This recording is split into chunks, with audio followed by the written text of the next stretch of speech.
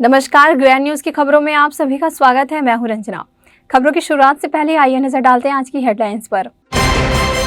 उतई विधानसभा पहुंचे सीएम भूपेश बघेल, वहीं कांग्रेस के द्वारा आयोजित बूथ चलो कार्यक्रम में हुए शिरकत। कांग्रेस पार्टी बूथ चलो अभियान कार्यक्रम का हुआ आयोजन। कांग्रेस के पदाधिकारी कार्यकर्ताओं से किया सीधा संवाद। जल्द ही भिलाई आ रहे भगवाधारी पंडित धीरेन्द्र शास्त्री, 3 दिनों तक पंडित धीरेन्द्र शास्त्री का लगेगा दरबार। अवैध शराब तस्करी करते आरोपी को किया गया गिरफ्तार। पुलिस ने 138 पौवा गोवा शराब और मोटरसाइकिल की जब्त। ग्रैंड न्यूज में अब खबरें विस्तार से। मुख्यमंत्री भूपेश बघेल दुर्ग ग्रामीण विधानसभा के उतई क्षेत्र पहुंचे, जहां उन्होंने कार्यकर्ताओं को चुनावी टिप्स और बूथ चलो अभियान कार्यक्रम की महत्वता समझाई। इस बीच मीडिया से बात करते हुए मुख्यमंत्री भूपेश बघेल ने कहा कि पूरे प्रदेश में बूथ चलो अभियान कार्यक्रम चलाया जा रहा है, जिसके अंतर्गत मुझे दुर्ग ग्रामीण विधानसभा का प्रभारी बनाया गया है। मुख्यमंत्री भूपेश बघेल ने टीएस सिंहदेव को उप मुख्यमंत्री बनाए जाने पर कहा कि टीएस सिंहदेव को बधाई, उनको शुभकामनाएं। उनको उप मुख्यमंत्री बनाया गया है। बाबा हमारे वरिष्ठ साथी हैं। हाईकमान का निर्देश हुआ है, इससे निश्चित रूप से कांग्रेस और सरकार को मजबूती मिलेगी। और जिसमें बूथ चलो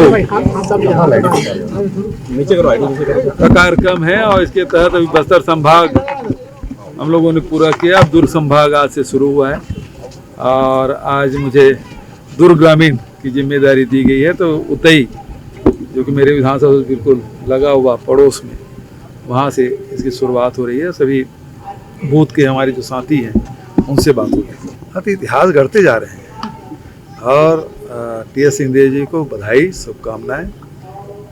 हमारे वरिष्ठ साथी हैं और ये जो हाईकमान का निर्देश जो हुआ है, इससे निश्चित रूप से मजबूती मिलेगी कांग्रेस को, सरकार को। और दूसरी तरफ कल खड़गे जी की अध्यक्षता में, राहुल जी की उपस्थिति में जो बैठक हुई है, जिसमें हमारे खड़गे जी ने, राहुल जी ने हम लोगों को टिप्स दिए हैं आगामी चुनाव के लिए को लेकर, उसमें हम सबको साथ में चलना है और बूथ को मजबूत करना, हमारी उपलब्धियों को जन जन तक पहुंचाना है।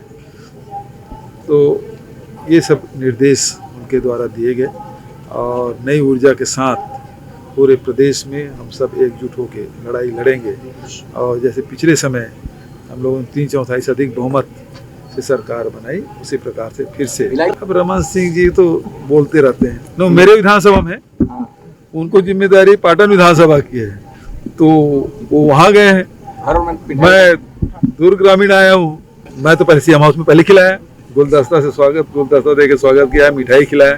कल भी हम लोग साथ में थे और उसके बाद आज सुबह आए, निवास में आए, शैलजा जी भी थी और उसका स्वागत हम लोगों ने किया। अब चुनाव में तो आप आते रहेंगे, सभी राजनीतिक दल के लोग आएंगे।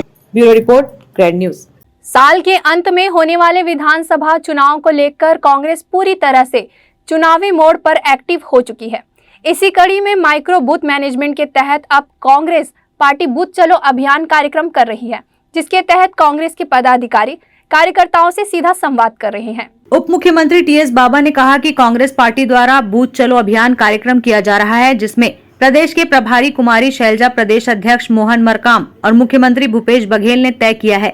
चुनाव से पहले कांग्रेस के संगठन के ढांचे को फिर से नया करना चाहते हैं, जिसकी पहली कड़ी में संभागीय स्तर की बैठक में छत्तीसगढ़ के 5 संभागों में कांग्रेस के वरिष्ठ नेताओं को बुलाया गया है। उनको ट्रेनिंग दी गई है और एकजुट करने का मंत्र भी दिया गया है। उसके बाद विधानसभा स्तर पर जोन और सेक्टर प्रभारियों की बैठक ली जा रही है, साथ ही ट्रेनिंग भी दी जा रही है। उन्हें ट्रेनिंग के बाद में मतदान केंद्र में जो कांग्रेस की इकाई है, जिसे हम बूथ मैनेजमेंट कहते हैं, जो पूरे छत्तीसगढ़ के सभी विधानसभाओं में है। छत्तीसगढ़ में कांग्रेस इस बार माइक्रो बूथ मैनेजमेंट के तहत बूथ स्तर पर कार्यकर्ताओं का और अध्यक्षों की नियुक्ति कर रहा है।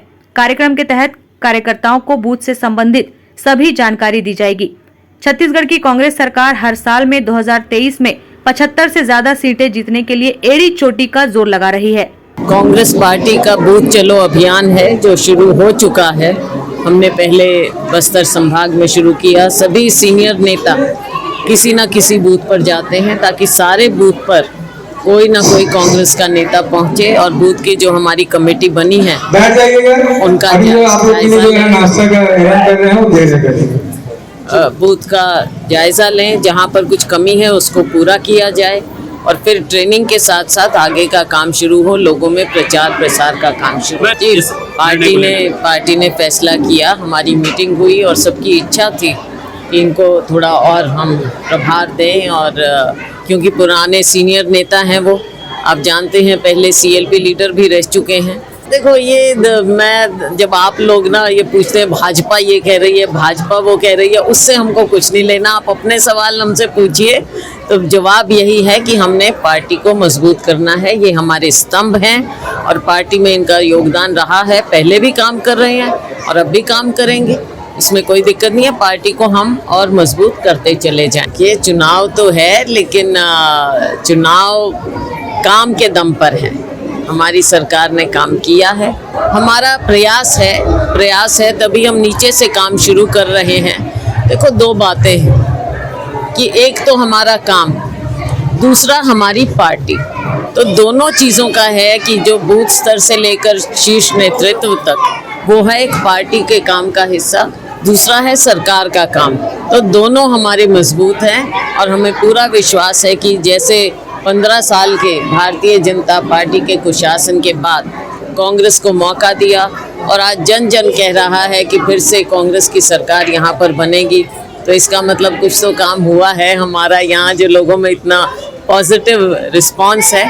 हम विश्वास रखते हैं कि पिछली बार से ज़्यादा और ज़्यादा मजबूती से हम सरकार बनाएं। हर आधार पर सब चीज़ें देखी जाएंगी, सर्वे एक नहीं कई बार और लोगों से पूछ कर ये सारा काम होगा। पहले भी हुआ इसी तरह से और अब आने वाले समय में भी सब आकलन किया जाएगा और कई चीज़ें देखी जाती हैं। जीतेगा कौन, लोगों की आवाज़ क्या है, उसको पहचान कर टिकट वितरण क्षेत्र भी करता है और लोग पसंद करते हैं और हम चाहते हैं कि नए लोगों को मौका मिले। बूथ चलो अभियान है, प्रदेश की हमारी प्रभारी शैलजा जी, प्रदेश अध्यक्ष जी भूपेश भाई, सब ने मिलकर ये तय किया कि चुनाव के पहले हम कांग्रेस के संगठन के ढांचे को फिर नया पुराना देखना चाहेंगे। और आप लोगों ने देखा कि पहली कड़ी में संभागीय स्तर की बैठकें हुई, 5 संभागों में कांग्रेस के वरिष्ठ साथियों को बुलाया गया और वहाँ ट्रेनिंग प्रोग्राम भी रहा और सब साथ एकजुट भी हुए। इसके बाद में हर विधानसभा स्तर पे जोन और सेक्टर स्तर के प्रभारियों की बैठक ली जा रही है और उनकी ट्रेनिंग भी हो रही है। उस ट्रेनिंग के बाद में क्या वास्तव में हमारे मतदान केंद्र पे जो हमारी इकाई है कागज में है, मौके पे है कि नहीं, ये पूरे छत्तीसगढ़ के हर विधानसभा में जाके वरिष्ठ साथियों को ये जिम्मेदारी दी गई कि जैसे परखते हैं तो आप पर्ची लगा के देखो, रैंडम कहीं भी किसी जगह जाके आप देखो कि वहाँ पोलिंग बूथ के गठन हुए हैं कि नहीं, अध्यक्ष हैं, 30 साथी हैं, इनका गठन हुआ है कि नहीं। और इसके बाद में फिर ट्रेनिंग प्रोग्राम भी बूथ लेवल का होगा। ये चुनाव के मद्देनज़र कांग्रेस पार्टी की जो संगठन की इकाइयां हैं वो सुदृढ़ रूप से और सुचारू रूप से मैदान में काम कर रही हैं कि नहीं, उसको देखने के लिए हम लोग आए। ग्रैंड न्यूज के लिए अतुल शर्मा की रिपोर्ट। छत्तीसगढ़ की धरा पर एक बार फिर से बागेश्वर धाम वाले पंडित धीरेन्द्र शास्त्री का आगमन होने जा रहा है। भिलाई में पंडित धीरेन्द्र शास्त्री की हनुमंत कथा होने वाली है। यह कथा बोलबम सेवा एवं कल्याण समिति के अध्यक्ष व नगर निगम भिलाई के उप नेता प्रतिपक्ष दया सिंह के द्वारा आयोजित किया जा रहा है। आयोजक दया सिंह ने बताया कि यह हनुमान कथा विशाल होगी और हनुमान कथा के साथ साथ पंडित धीरेन्द्र शास्त्री का दरबार भी लगेगा। तारीख अभी तय नहीं हुई है, लेकिन माना जा रहा है कि 22 सितंबर से 27 सितंबर तक यह आयोजन हो सकता है। दया सिंह ने बताया कि अभी कार्यक्रम कहां पर होगा यह जल्द ही तय हो जाएगा। यह कथा विशाल होगी। दया सिंह ने बताया कि सुबह से दोपहर तक बाबा का दरबार लगेगा, दोपहर से शाम तक हनुमंत कथा होगी। आपको बता दें कि इससे पहले रायपुर के गुड़ियारी में पंडित धीरेन्द्र शास्त्री जी आए थे और छत्तीसगढ़ में दूसरी बार वह भिलाई में कथा कहने के लिए आ रहे हैं। आयोजन समिति के अध्यक्ष एवं बोलबम सेवा समिति के अध्यक्ष दया सिंह ने बताया कि आयोजन को लेकर हमारी तैयारी शुरू हो गई है। पंडित जी ने भिलाई को वक्त दे दिया है। जिस तरह देश में भगवाधारी का झंडा लहरा रहे हैं, इसी प्रकार भिलाई में भी भगवा ध्वज का परचम लहराएंगे। सर पर रख दो गुरुवर, मेरे सर पर रख दो गुरुवर, ये अपने दोनों हाथ। देना हो तो दीजिए जन्म जन्म का साथ। भगवता इदं स्वरूपम, भगवान का स्वरूप है भागवत, तो भागवत का स्वरूप है भगवान है? क्या कितनी अच्छी बात। भगवान का स्वरूप भागवत, भागवत का स्वरूप भगवान। भागवत के अक्षर अक्षर में जो श्याम रंग से अक्षर लिखे हैं, हमारा मानना है यही श्याम रंग ही घन श्याम है। प्रोक्तम भागवतम, कोई साधारण पुस्तक नहीं है भागवत के 7 दिन कर लिया राधे राधे राधे राधे राधे राधे, फिर कथा पूरी भई भंडारा भाव पूरी खबी, फिर आधे आधे आधे आधे आधे। श्रद्धेय धीरेन्द्र शास्त्री जी का कार्यक्रम दिव्य हनुमंत कथा का आयोजन भिलाई में होने जा रहा है और भिलाई में ये सितंबर में किया जाएगा कार्यक्रम। गुरुदेव से निवेदन किया गया था, प्रार्थना किया गया था, गुरुदेव से समय मिला और समय के अनुकूल में अब लोग तैयारी कर रहे हैं। राख तिलक की करो तैयारी, आ रहे हैं भगवान हरि। तो अब गुरु जी का इसने आशीर्वाद पूरा भिलाई दुर्ग नहीं, छत्तीसगढ़ के अन्य जो प्रदेश है वहाँ के लोग भी होंगे मौजूद और सबको आशीर्वाद मिलेगा। और दिव्य जो है वो दिव्य कथा के साथ साथ में दिव्य जिनकी तकलीफ़ें हैं, परेशानी हैं, कष्ट हैं, ऐसा दिव्य दरबार में लोगों की मनोकामना भी पूर्ण होगी और लोग स्वस्थ होंगे, अच्छे होंगे। इस भाव से बोलबम समिति द्वारा ये कार्यक्रम निर्धारित है भिलाई में। ग्रैंड न्यूज के लिए अतुल शर्मा की रिपोर्ट। सुपेला थाना पुलिस ने डेरा बस्ती निवासी युवक पवन कुमार ध्रुव के कब्जे से 138 पौवा गोवा शराब और मोटरसाइकिल जब्त की है। आरोपी 2 बोरी में शराब लेकर आ रहा था। सुपेला थाना पुलिस को मुखबिर से सूचना मिली थी कि डेरा मोहल्ले में एक व्यक्ति अपनी मोटरसाइकिल से अवैध रूप से शराब लेकर आने वाला है। पुलिस अधीक्षक दुर्ग शलभ कुमार सिन्हा के निर्देश एवं अतिरिक्त पुलिस अधीक्षक शहर संजय ध्रुव तथा नगर पुलिस अधीक्षक निखिल राखेचा के मार्गदर्शन में नशे के खिलाफ चलाए जा रहे अभियान के तहत अधिक से अधिक कार्रवाई करने पुलिस को निर्देश प्राप्त हुआ था। इसी के दौरान सूचना मिलते ही सुपेला पुलिस द्वारा तत्काल टीम गठित कर और महिला रक्षा टीम के साथ डेरा मोहल्ला पहुंचकर निगाह रखी जा रही थी। इसी बीच आरोपी पवन कुमार ध्रुव अपनी मोटरसाइकिल में 2 बोरी में शराब लेकर आ रहा था, जो पुलिस को देखकर हड़बड़ा गया एवं अपनी मोटरसाइकिल और शराब को नाली में फेंक कर भागने लगा, जिसे घेराबंदी कर पुलिस द्वारा पकड़ा गया। आरोपी के कब्जे से 138 पौवा गोवा शराब और मोटरसाइकिल को जब्त किया गया है। डेरा मोहल्ला सुपेला थाना क्षेत्र का अति संवेदनशील क्षेत्र है। आरोपी को गिरफ्तार कर न्यायिक रिमांड में भेजा गया। इस पूरे मामले की जानकारी सुपेला थाना प्रभारी दुर्गेश कुमार शर्मा ने दी। पुलिस को मुखबिर के द्वारा सूचना मिली थी कि ये पीछे एक आरक्षी नगर डेरा बस्ती है सुपेला क्षेत्र में, वहाँ पर कुछ लोग हैं जो कहीं बाहर का शराब को तस्करी करके ला रहे हैं और यहाँ पर बिक्री कर रहे हैं लोगों को। की सूचना पर पुलिस के द्वारा बाकायदा एक टीम बनाई गई, वरिष्ठ अधिकारियों के निर्देशन पर टीम बनाकर टीम के द्वारा रेड किया गया। रेड करने पर एक बंदा जो पवन कुमार ध्रुव नाम है, जिसका निवासी डेरा बस्ती का है, उम्र इसका करीब 30 साल के आसपास का, ये बंदा पल्सर बाइक में 2 बोरों में अवैध शराब रखा हुआ मिला। जब उसकी गिनती की गई तो 138 पाव गोवा जो एमपी मेड शराब है वो पकड़ने में पुलिस को सफलता मिली है। पुलिस ने विधिवत जब्त करते हुए धारा 34(2) आबकारी अधिनियम के तहत मामला दर्ज कर माननीय न्यायालय प्रस्तुत किया।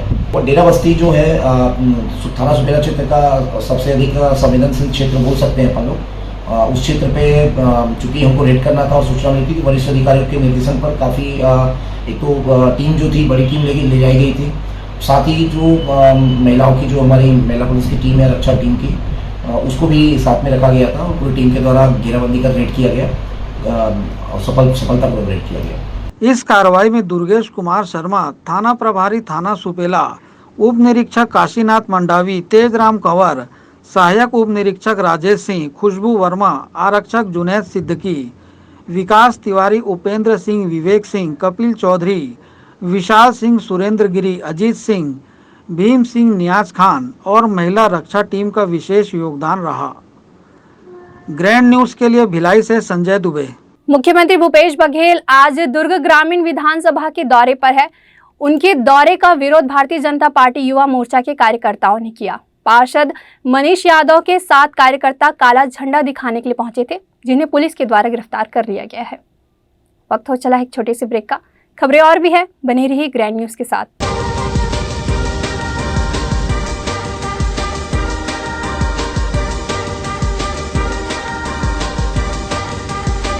In today's busy life, you cannot afford to take time out for everything to be perfect for your marriage.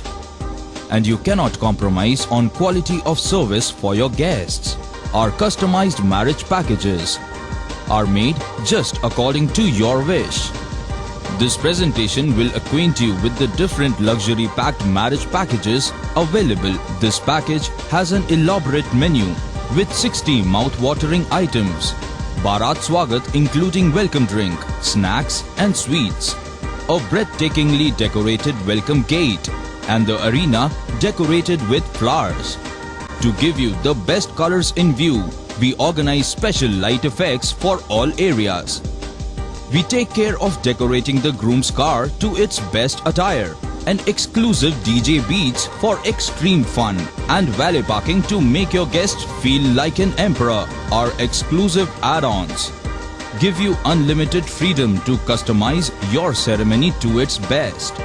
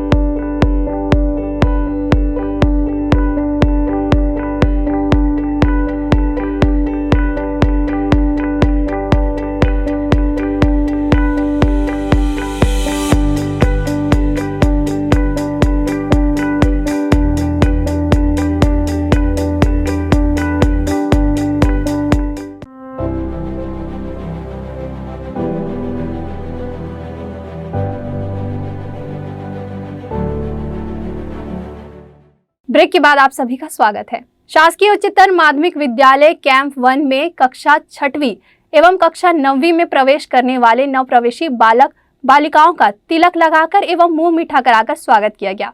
इस अवसर पर 30 छात्राओं को साइकिल वितरित की गई। शाला प्रवेश उत्सव के इस कार्यक्रम में मुख्य अतिथि के रूप में दुर्ग जिले के सांसद विजय बघेल उपस्थित हुए। साथ ही शाला विकास समिति की अध्यक्ष व वार्ड पार्षद सत्या देवी जायसवाल के साथ क्षेत्र के समाज सेवियों ने भी अपनी उपस्थिति दर्ज कराई। शाला प्रवेश उत्सव के कार्यक्रम में शाला में अध्ययनरत छात्राओं द्वारा राजकीय गीत पर नृत्य की प्रस्तुति दी गई। तत्पश्चात अतिथियों का सम्मान पुष्प गुच्छ और शाल श्रीफल देकर तिलक लगाकर किया गया।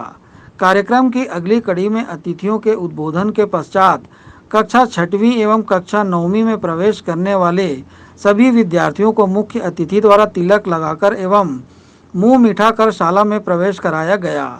इन बच्चों को नए गणवेश और पाठ्य पुस्तक भी वितरित किए गए, जिससे आने वाले समय में इन्हें शिक्षा ग्रहण करने में किसी प्रकार की दिक्कत न आए।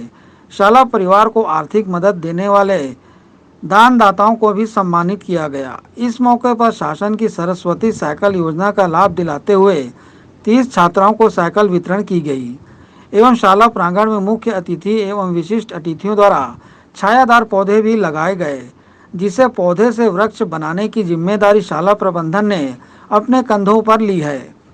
कार्यक्रम के मुख्य अतिथि सांसद विजय बघेल ने शाला में प्रवेश करने वाले सभी विद्यार्थियों को ढेरों शुभकामनाएं और आशीर्वाद दिया।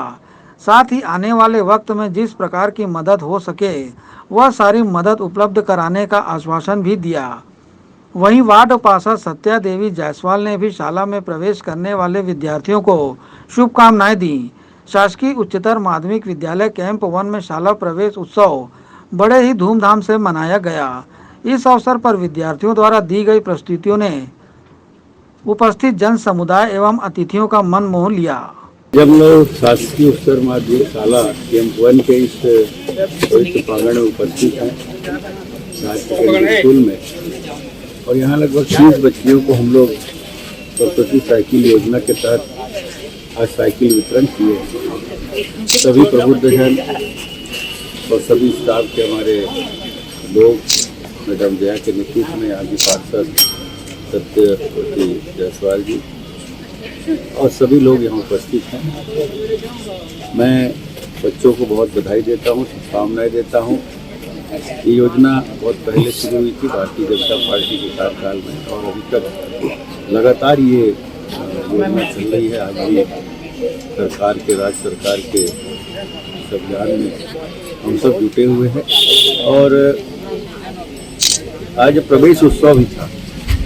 9 प्रवेशी 5वीं क्लास से जो 6वीं क्लास गए, 8वीं क्लास से जो 9वीं क्लास गए, उन बच्चों को हमने प्रवेश दिलाया, उनको आशीर्वाद दिए, उनको शुभकामनाएं दी, उनके उज्जवल भविष्य की कामना। मुझे इस स्कूल में आके बड़ा अच्छा लगा। शासकीय स्कूल में बहुत सारे संसाधनों की कमी होने के वजह भी यहाँ के जो स्टाफ हैं मैडम जया के नेतृत्व में बहुत अच्छा कार्य कर रहे हैं। चाहे मिडिल स्कूल हो, पटेला जी के नेतृत्व में पटेला मैडम से, वो भी बच्चों को हमेशा प्रोत्साहित करते हैं। और इनका रिजल्ट मैंने देखा, शासकीय स्कूल का रिजल्ट इतना अच्छा हो, ये वाकई में तारीफ करने लायक है और मैं उनका बुरी बुरी प्रशंसा करता हूँ। आगे हम सब मिलकर इसमें सहयोग करें। समाज सेवी लोग भी बहुत सारे सहयोग कर रहे हैं। ऐसे ही सहयोगी संस्थाएं या सहयोगी लोग आगे आकर शासन से बहुत सारी सुविधाओं से वंचित रहने वाले ऐसे स्कूल को अपना सहयोग प्रदान करें, ताकि बच्चों को, जो मध्यम वर्गीय लोग हैं, जो गरीब परिवार के बच्चे हैं, इस स्कूल में पढ़ते हैं। बड़े बड़े लोग तो प्राइवेट स्कूलों में अपने बच्चों को डाल देते हैं, लेकिन ऐसे स्कूल में बहुत ही मिडिल क्लास लोग और मध्यम वर्गीय और गरीब परिवार के लोग आते हैं, उनका हम सब हौसला अफजाई करें, उनको संबल और सहारा प्रदान करें। आज वृक्षारोपण भी कार्यक्रम है, पर्यावरण का ये अवसर चल रहा है। हम सब अधिक से अधिक वृक्ष लगाएं। वृक्ष और हम एक दूसरे के पूरक हैं। हम हैं तो वृक्ष है, और वृक्ष है तो हम हैं। इस भाव के साथ हम सब जिए। भले ही आप पानी के बगैर, खाना के बगैर हफ्ता, 10 दिन, महीने दिन, 2 महीने रह सकते हैं, मगर हवा के बिना 1 मिनट रहना, वो भी शुद्ध हवा के बिना 1 मिनट रहना मुश्किल है। हमारा जीवन में अगर सांस दर सांस हमको हवा ना मिले तो हम मृत्यु के कगार में जा सकते हैं। इस भावना के साथ हम सब वृक्ष लगाएं, पर्यावरण को संतुलित करें। ग्रैंड न्यूज के लिए भिलाई से संजय दुबे। आंगनबाड़ी कार्यकर्ता सहायिका संघ के द्वारा सम्मान समारोह कार्यक्रम का आयोजन किया गया। आंगनबाड़ी कार्यकर्ता सहायिका संघ के द्वारा सम्मान समारोह का आयोजन दुर्ग में किया गया, जिसके माध्यम से LIB पत्रकारों और विभिन्न क्षेत्रों में उत्कृष्ट कार्य करने वाले जनों का सम्मान किया गया। आपको बता दें कि पिछले दिनों आंगनबाड़ी कार्यकर्ता सहायिका संघ के द्वारा मानदेय में वृद्धि किए जाने की मांग को लेकर 43 दिनों तक धरना प्रदर्शन किया गया था। आंदोलन कर रही बहनों का सहयोग जिन जिन लोगों ने किया, उन सभी लोगों का सम्मान कार्यक्रम के माध्यम से किया गया। मांग तो कभी कम होता नहीं है, आवश्यकता के अनुसार हमारी मांगे बनते हैं और उसके लिए सरकार के पास हम ध्यानाकर्षण करते हैं। अभी जो मांग पूरा हुआ 43 दिन के हड़ताल में, उस हड़ताल में 3500 रुपया जो सरकार ने, छत्तीसगढ़ सरकार ने, भूपेश सरकार ने जो बढ़ाया, ये वास्तव में तारीफ़े काबिल है और हमारे बहनों के संघर्ष का ही परिणाम है कि कोई भी सरकार ने इतनी मोटी रकम जो है अभी तक नहीं बढ़ाया। इसको हम जीने लायक वेतन तो किसी भी स्थिति में थोड़ा सा कह सकते हैं, लेकिन सम्मानजनक स्थिति अभी नहीं बनी हुई आंगनबाड़ी कार्यकर्ताओं की। और सम्मानजनक स्थिति हमारी 21,000 रुपया जो न्यूनतम श्रम कानून के तहत है, वो जब मिलेगा तब हम सम्मानजनक स्थिति कर सकते हैं। साथ में एक और बहुत हमारा अब अगला लक्ष्य जो है कि आंगनबाड़ी कार्यकर्ताओं को सम्मानजनक वेतन मिले और बुढ़ापे का सहारा सामाजिक सुरक्षा के रूप में पेंशन, ग्रेजुएटी और समूह बीमा का लाभ मिले। ये हमारा अगला जो संघर्ष का चरण रहेगा वो इसमें हमारा लक्ष्य रहेगा। ये हमारी 43 दिन की जो आंगनबाड़ी कार्यकर्ता सहायिकाओं का जो संघर्ष था, उसमें एक मांग में हमारी जो जीत हासिल हुई, मानदेय जो बढ़ा हमारा, उसमें ये दुर्ग जिला की हमारी जो बहनें हैं, उसमें थोड़ा सा जो हमारे सहयोगी थे, जैसे आप मीडिया भाई बहन लोग थे, हमारे लाइवी वाले थे, हमारे प्रांतीय पदाधिकारी जैसे हम लोग आ जा रहे थे। और मेन हमारे नींव तो ज़मीन पर बैठे हैं, कहते हैं ना नींव ज़मीन से नीचे जुड़ा रहता है, तो ज़मीन के नींव हमारी नीचे है। और उनके माध्यम से हम 43 दिन हड़ताल करके आज मानदेय को हमने 10,000 प्राप्त किया है। 175 रुपया से जो चालू हुआ 10,000 मिलना मतलब बहुत जीत की बात है। उतना भी नहीं इस महंगाई पर हाँ, जो 6,500 था उससे अब ये कहने को होता है कि हमको 10,000 मिलता है, पर हमारी और 5 मांगे बाकी रह गई है। और आज का सम्मान उसी की इसमें है कि थोड़ा सा जो खुशी है उसको सब मिलके हम व्यक्त करें और सभी मिलकर हम उसको एंजॉय करें एक तरह का। तो मतलब इसमें क्या होगा, फिर हमारी बहनों में फिर उत्साह होगा कि हमको जीत हासिल होने पर या संघर्ष करने के बाद एक दिन हम एक खुशी के रूप पर मनाते हैं। और जो हमारे आप लोग सहयोगी भाई हैं उन लोग को हमको भी धन्यवाद देने का एक मौका है जो आज के दिन हमने इसको चुना है हमारी दुर्ग की बहनों ने। बीते 26 जून को प्रदेश के मुखिया भूपेश बघेल ने शाला प्रवेश उत्सव सत्र का शुभारंभ किया। इस सिलसिले को आगे बढ़ाते हुए शासकीय उच्चतर माध्यमिक विद्यालय कुरुद भिलाई में 28 जून को कक्षा 9वीं में प्रवेश करने वाले नव प्रवेशी विद्यार्थियों का स्वागत सम्मान तिलक लगाकर एवं मुंह मीठा कराकर किया गया। वहीं शाला में प्रवेश उत्सव मनाया गया। इस मौके पर नव प्रवेशी विद्यार्थियों को कॉपी एवं पुस्तकें वितरित की गईं।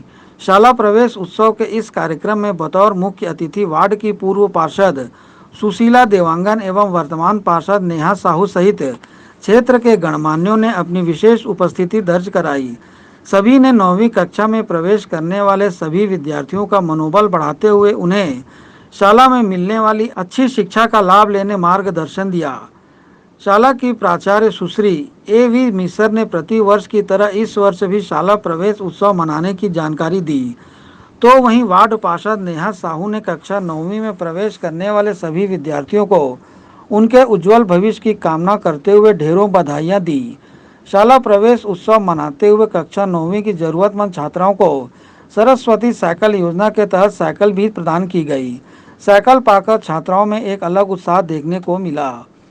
शाला प्रवेश उत्सव मनाए जाने से शाला में प्रवेश करने वाले सभी विद्यार्थियों का मनोबल बढ़ता है, तो वहीं उनके शिक्षा ग्रहण करने की दिशा में और भी तेजी आती है। साथ ही विद्यार्थी दुगने उत्साह से प्रतिदिन स्कूल आते हैं और एक अच्छे वातावरण में शिक्षा ग्रहण करते हैं। ग्रैंड न्यूज़ के लिए भिलाई से संजय दुबे। पुराने रोग, स्त्री रोग, क्रिटिकल रोग विशेषज्ञ हनुमान चौक कुरुद रोड कोहका स्थित श्री राम होम्यो क्लिनिक की संचालिका अचल की प्रसिद्ध होम्यो विशेषज्ञ डॉक्टर अंजिता चौहान MD ने कहा कि होम्योपैथी के जरिए अनेक जटिल बीमारियों का उपचार किया जाता है। अब तक उनके द्वारा अनेक गंभीर बीमारियों से पीड़ित मरीजों का सफलतापूर्वक इलाज किया जा चुका है। जिन मरीजों को डॉक्टरों के द्वारा ऑपरेशन की सलाह दी गई थी, उन्हें होम्योपैथी के जरिए बिना ऑपरेशन स्वस्थ किया गया है। उन्होंने कहा कि होम्योपैथी के बारे में लोगों को भ्रांतियां हैं, जिसे दूर करना बेहद जरूरी है। इसमें सभी बीमारियों का उपचार संभव है। लोगों में अब होम्योपैथी को लेकर विश्वास बढ़ा है। गंभीर बीमारियों से पीड़ित भिलाई के अलावा छत्तीसगढ़ के अन्य जिलों से भी मरीज उपचार कराने उनके पास पहुंचते हैं, जिनके मेडिकल रिपोर्ट के आधार पर मरीजों का सफलतापूर्वक उपचार किया जाता है। नमस्कार दर्शकों, आज हमारे साथ मौजूद है अंचल की प्रसिद्ध होम्योपैथ विशेषज्ञ डॉक्टर अंजिता चौहान, जिनका क्लिनिक कुरुद रोड कोका हनुमान जी के मंदिर के समीप मंदिर से लगा हुआ है। इनके द्वारा अब तक सैकड़ों मरीजों को होम्योपैथिक के उपचार के द्वारा स्वस्थ किया जा चुका है। यही वजह है कि भिलाई के अलावा दुर्ग, रायपुर, पितू, राजनांदगांव, बिलासपुर से भी लोग अपना उपचार कराने के लिए पहुंचते हैं डॉक्टर अंजिता चौहान के पास और स्वस्थ होकर लौटते हैं। आज हमारे साथ मौजूद है अंजिता चौहान जी। आइए, होम्योपैथिक के संबंध में लोगों को जो भ्रांतियाँ हैं कि इसके इलाज में देर होती है, इलाज ठीक तरह से नहीं होता, तो इन भ्रांतियों को दूर करने के लिए हम मैडम से ही चर्चा करते हैं। मैडम रेड न्यूज़ में आपका स्वागत है। मैडम सर्वप्रथम आपसे सवाल मेरा ये है, क्योंकि आमतौर पर आजकल देखा जाता है जो चलन है कि लोग होम्योपैथी पे जनरली विश्वास नहीं करते और एलोपैथी आयुर्वेद के चक्कर में रहते हैं, तो इससे भ्रांति को लेकर के मैडम आप क्या संदेश देना चाहिए, क्या बताना चाहती हैं दर्शकों इसके लिए मैं ये कहना चाहूँगी कि होम्योपैथिक फील्ड में अभी तक क्वालिफाइड जो डॉक्टर होते हैं वो बहुत कम है। अभी तो बहुत सारे आने लगे हैं क्वालिफाइड डॉक्टर, उसमें एमडी और डीएम लेवल के लिए पढ़ाई शुरू हो गई है, तो एमडी और डीएम लेवल के भी डॉक्टर बन के आने लगे हैं। और होम्योपैथिक जो है ना, पहले रही ऐसे डॉक्टरों के हाथ में जो 4-4 बुक्स पढ़ के होम्योपैथिक ट्रीटमेंट शुरू करते थे, तो उनको जो फंडामेंटल लॉ है होम्योपैथी का वो नहीं मालूम रहता। तो उन्होंने एक जो नेगेटिविटी समाज में फैलाई कि बहुत लेट ठीक होता है, धीरे धीरे ठीक होता है, और ये नहीं खाना चाहिए, वो नहीं खाना चाहिए, बहुत सारे जो नियम, तो वो मिथक अब टूट रहा है। क्योंकि होम्योपैथिक चिकित्सा पद्धति अभी दुनिया की, आपको मैं बता दूँ, दुनिया की 2nd नंबर की चिकित्सा पद्धति बन गई है। एलोपैथिक के बाद होम्योपैथी को पूरे विश्व में अभी 2nd नंबर में इसको लीडिंग रोल मिल रहा है। और सिर्फ इसलिए मिल रहा है क्योंकि होम्योपैथी में जितने भी डिजीज ठीक होते हैं वो बहुत मतलब बिना किसी साइड इफेक्ट के ठीक होते हैं और बिना किसी कठिनाई के ठीक होते हैं। क्योंकि बाकी चिकित्सा पद्धति में आप जाओगे तो बहुत सारे साइड इफेक्ट आते हैं, और उसमें पेशेंट एक बीमारी लेके जाता है तो एक बीमारी ठीक तो होती है, लेकिन साथ में पता चला कि बाद में 4-5 नई बीमारी आती है, और जेब खाली होती है वो अलग से, और पेशेंट मतलब ये नहीं खाओ वो नहीं खाओ, बहुत सारे रहते हैं। लेकिन होम्योपैथिक जो है ना, बहुत सुंदर और सुलभ चिकित्सा पद्धति है, बशर्ते कि आप जिस होम्योपैथिक डॉक्टर के पास जा रहे हैं तो परिजनों को और जितने भी अपने पेशेंट हैं उनको देखना चाहिए कि वो क्वालिफाइड है कि नहीं। क्योंकि क्वालिफिकेशन में क्या होता है कि होम्योपैथी डॉक्टर जो बन के आता है, अगर उसने anatomy, physiology, pathology, surgery, gynae, obs, रिवर्टरी और साइकोलॉजी का अध्ययन किया है, तो वो बहुत अच्छे तरीके से इसका ट्रीटमेंट कर सकता है। देन होम्योपैथिक जो है वो उसमें हम लोग उसमें नहीं जाते कि उसको क्या बीमारी है, हम उसमें जाते हैं कि इस बीमारी का कारण क्या है। उसमें हम क्या करते हैं, उसके मानसिक लक्षणों का, उसके बाद फिर उसके शारीरिक लक्षणों का हम एक पूरा केस टेकिंग करके पूरे पिक्चर तैयार करते हैं। फिर उसके बाद रिपोर्टाइज करके हम उसकी रेमेडी सेलेक्ट करके उसका ट्रीटमेंट शुरू करते हैं। तो इसमें क्या है कि 800 करोड़ लोग हैं ना विश्व में, तो 800 करोड़ लोग में सबका डीएनए अलग है ना, सबका अगर डीएनए अलग है तो सबके विचार अलग हैं, सबके गुण अलग हैं, सबके बॉडी का कॉन्स्टिट्यूशन अलग है।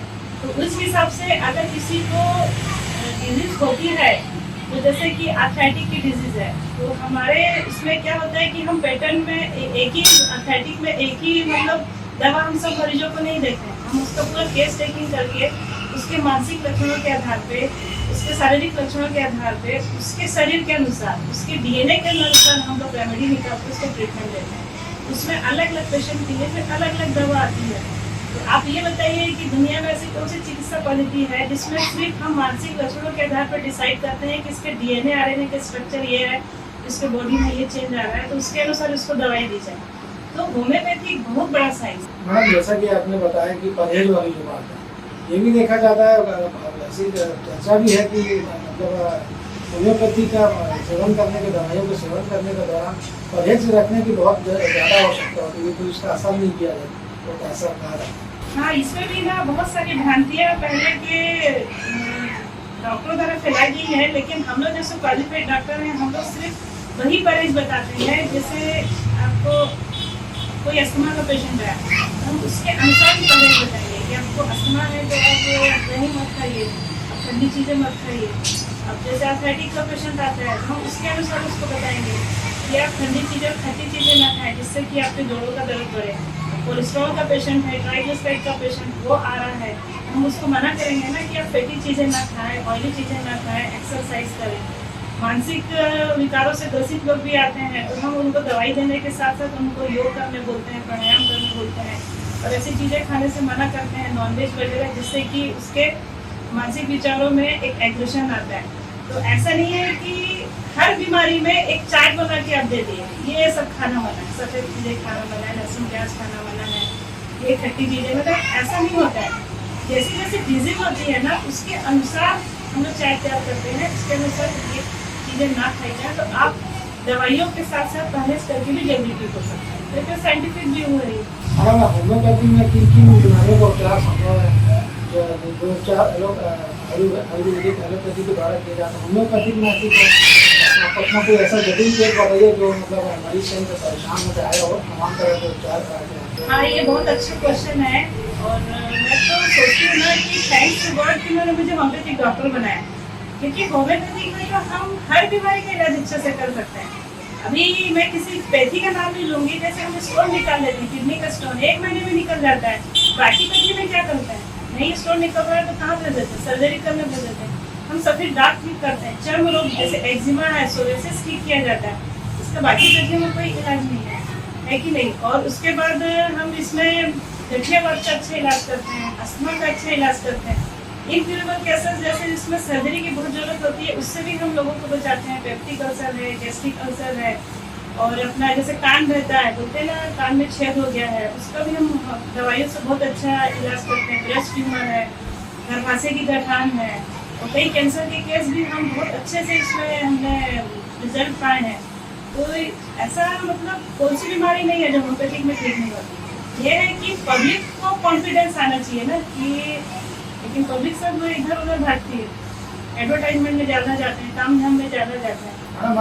ये भी कहा जाता है कि होम्योपैथी से जैसे कोई उपचार कराता है मरीज, तो जो उपचार है काफ़ी लंबा का चलता है और जड़ से खत्म होता है, ये भी कहा जाता है। नहीं, लंबा चलता है ऐसा तो मेरी क्लिनिक में तो नहीं है। मेरी क्लिनिक में तो भी हाई बीपी का भी पेशेंट आएगा तो हम 10 मिनट में हाई बीपी को नॉर्मल में लाते हैं। लूज मोशन भी हम लोग 1 से 2 दिन में ठीक करते हैं। फीवर भी हम लोग 1 से 2 घंटे में ठीक करते हैं। अब ऐसा है कि अब 10 साल पुरानी जो बीमारी है, गठिया वात है, 12-12, 15-15 साल पुराना अस्थमा है, और 20-20 साल पुराने जैसे एक्जिमा के केस आ रहे हैं, सोरियासिस के केस आ रहे हैं, तो इसमें तो टाइम लगेगा ही ना। 1 से 2 साल लगता ही है कि कोई पुरानी बीमारी है। इसमें क्या मैडम जड़ से रोग जो है हाँ, इसमें जड़ से रोग ठीक किया जाता है, क्योंकि होम्योपैथी की जो मेडिसिन वर्क करती है उसका एक ना मतलब रूट काउज होता है कि हम लोग सोचते हैं कि शरीर के अंदर एक ही लेयर है, लेकिन शरीर के अंदर 7 लेयर होती है। हम उसको ब्रेन से लेके स्किन तक 7 लेयर में बांटते हैं और उसके अनुसार हम लोग ट्रीटमेंट शुरू करते हैं। एक्यूट केस में तो बहुत जल्दी रिजल्ट आता है। अभी जैसे बारिश शुरू हुई है, हम तो प्रिवेंटिव पार्ट में भी शुरू कर दिए। डिसेंट्री से बचने का, डायरिया से बचने का, डेंगू से है, मलेरिया है, जॉइंटिस है, टाइफाइड है, आप पहले से दवा ले लो तो आपको ये रोग होंगे नहीं। और आपको ये रोग हो रहे हैं क्योंकि ये एक्यूट केस है, इसमें एक से एक होम्योपैथिक दवाई है, आप हफ्ते भर में ठीक हो जाओगे, 2 से 5 दिन में। क्रोनिक केस तो हम लोग पूरा ठीक करके देते हैं। अब बाकी पैथियों में तो आप सारी जिंदगी दवाई खाते रहो तब भी ठीक नहीं होता। फिर भी लोग ना मतलब होम्योपैथिक में ये पूछते हैं कि कब ठीक होगा। लोग ये नहीं देखते कि आप इतनी सारी दवाइयाँ एलोपैथिक है, बाकी पद्धतियों की दवाई तो आप खा ही रहे हो ना।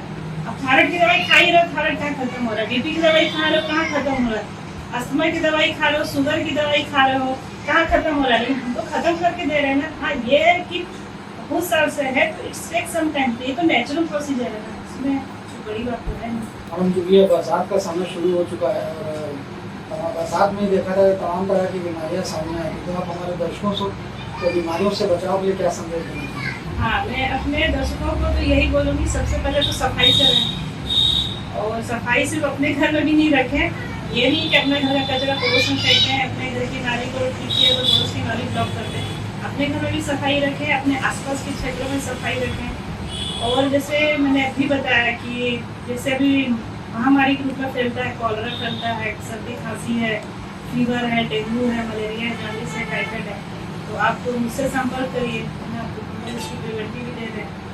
बाकी बाहर की चीज़ें भी मत खाइए। बाहर का खाना खाएंगे तो पूरे एटमॉस्फेयर में बैक्टीरिया वायरस तो नहीं, बाहर की चीज़ें आप खा रहे हैं, बाहर का पानी पी रहे हैं, तो आपको बॉडी में अफेक्टेड होते ही है। दोस्तों ये थी हमारे साथ डॉक्टर प्रसिद्ध होम्योपैथिक रोग विशेषज्ञ डॉक्टर अंजिता चौहान जी, जिन्होंने होम्योपैथी लोगों के जैसे कि आमतौर पर देखा जाता है होम्योपैथिक उपचार को लेकर के लोगों में तमाम तरह की भ्रांतियाँ, उन भ्रांतियों को दूर करने का डॉक्टर अंजिता चौहान जी द्वारा प्रयास किया गया। इनके उपचार के डॉक्टर मैडम के उपचार के जरिए अनेकों मरीज छत्तीसगढ़ के लाभान्वित हो चुके हैं। यही वजह है कि लोगों का धीरे धीरे आयुर्वेदिक एलोपैथी को छोड़कर के होम्योपैथी पर विश्वास बढ़ाता जा रहा है। हाँ, लेकिन चूंकि इसमें एक बात ये भी मायने रखती है, क्योंकि आजकल आमतौर पर ये भी देखा जाता है कि कई स्थानों में छोटी गली मोहल्लों में लोगों द्वारा होम्योपैथी का बोर्ड लगा करके बैठा जाता है, क्योंकि ना वो वास्तव में डॉक्टर होते, ना उनके पास किसी तरह की विशेषज्ञता होती है। मौजूद इसके लोगों का उपचार उनके द्वारा किया जाता है। तो हमारी दर्शकों से अपील है कि इस तरह के झोला छाप डॉक्टरों के चक्कर में ना बचे, होम्योपैथी के ऊपर भरोसा रखें। अगर किसी तरह की संबंधित किसी, जैसे कि डॉक्टर मैडम ने हमें बताया कि तमाम तरह की बीमारियों का उपचार किया जाता है, कुछ जो बीमारियां हैं वो अल्प समय में ठीक हो जाती हैं और कुछ के लिए थोड़ा सा इंतजार करना पड़ता है। तो डॉक्टर साहब से संपर्क करने के लिए कोकर रोड स्थित हनुमान मंदिर के समीप आ जा सकता है, जहाँ तमाम तरह की बीमारियों का उपचार सफलतापूर्वक किया जाता है। ग्रैंड न्यूज के लिए कैमरामैन खेमराज निषाद के साथ संजय दुबे। ग्रैंड न्यूज की खबरों में फिलहाल इतना ही। मुझे दीजिए इजाजत। नमस्कार।